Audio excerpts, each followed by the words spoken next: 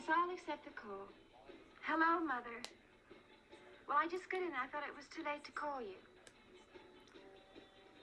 But I just sent you $50 last week, Mother.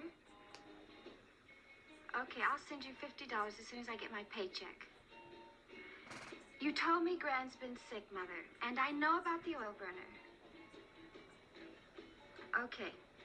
I'll take the mink to Uncle Iris again. He'll give me a couple hundred for it. Mother, I know I don't have any talent, and I know all I have is a body, and I am doing my bust exercises. Goodbye, Mother. I'll wire you the money first thing in the morning. Goodbye.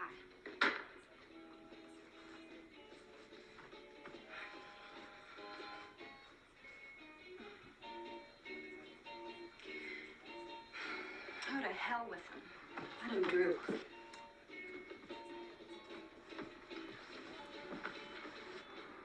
I know you'll marry him a lot, Tony. But I wish we didn't have to meet in such out-of-the-way places. I'll bet I'm the only showgirl who's ever been inside the Statue of Liberty. Honey, it's just that Miriam doesn't want me to get serious. Are you serious, Tony? You know I am, baby.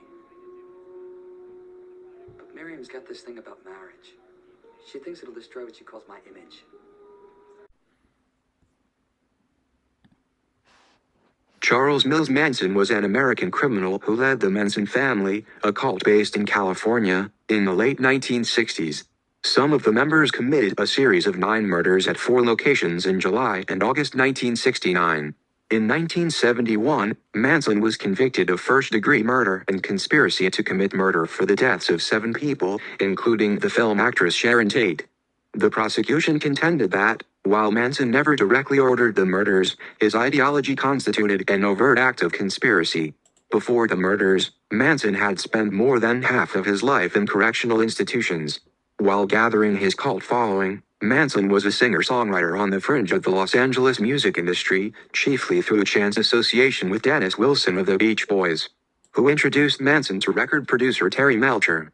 In 1968, the Beach Boys recorded Manson's song, Cease to Exist, renamed Never Learn Not to Love as a single B-side, but without a credit to Manson. Afterward, Manson attempted to secure a record contract through Melcher, but was unsuccessful. Manson would often talk about the Beatles, including their 1968 self-titled album.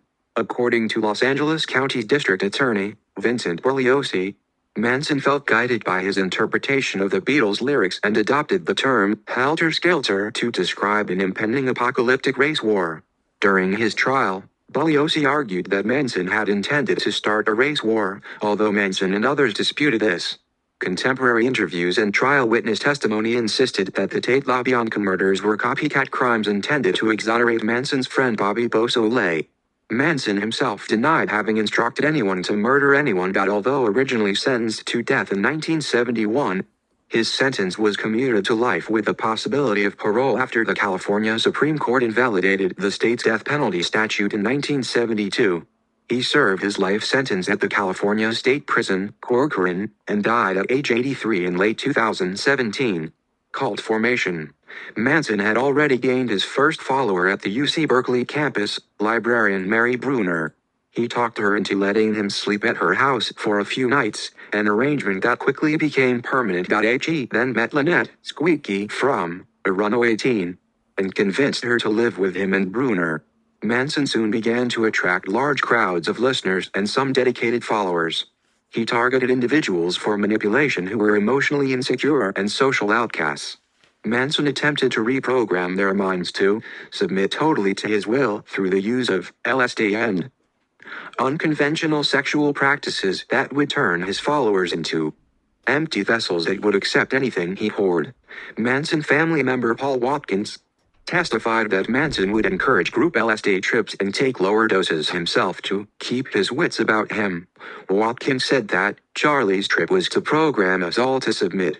By the end of his stay in the Hague in April 1968, Manson had attracted 20 or so followers, all under the supervision of his parole officer Roger Smith and many of the staff at the HAFMC. The core members of Manson's following eventually included Charles Tex Watson, a musician and former actor, Bobby Beausoleil, a former musician and pornographic actor, Bruner, Susan Atkins, Linda Kasabian, Patricia Krenwinkel, and Leslie Van Houten. Murders. The Manson family developed into a doomsday cult when Manson became fixated on the idea of an imminent apocalyptic race war between America's black population and the larger white population. A white supremacist, Manson told some of the Manson family that black people in America would rise up and kill all white people except for Manson and his family, but that they were not intelligent enough to survive on their own. They would need a white man to lead them, and so they would serve Manson as their master. Late in 1968, Manson adopted the term "helter skelter," taken from a song on the Beatles' recently released White Album, to refer to this upcoming war. In early August 1969, some Manson family members committed murders in Los Angeles. The Manson family gained national notoriety after the murder of actress Sharon Tate and 4 others in her home on August 8 and 9, 1969, and Leno and Rosemary LaBianca the next day. Tex Watson and 3 other members of the family committed the Tate-LaBianca murders, allegedly under Manson's instructions. While it was later accepted at trial that Manson never expressly ordered the murders, his behavior was deemed to warrant a conviction of first-degree murder and conspiracy to commit murder. Evidence pointed to Manson's obsession with inciting a race war by killing those he thought were pigs, and his belief that this would show the how to do the same. Family members were also responsible for other assaults, thefts, crimes, and the attempted assassination of President Gerald Ford in Sacramento by Lynette Squeaky Fromm.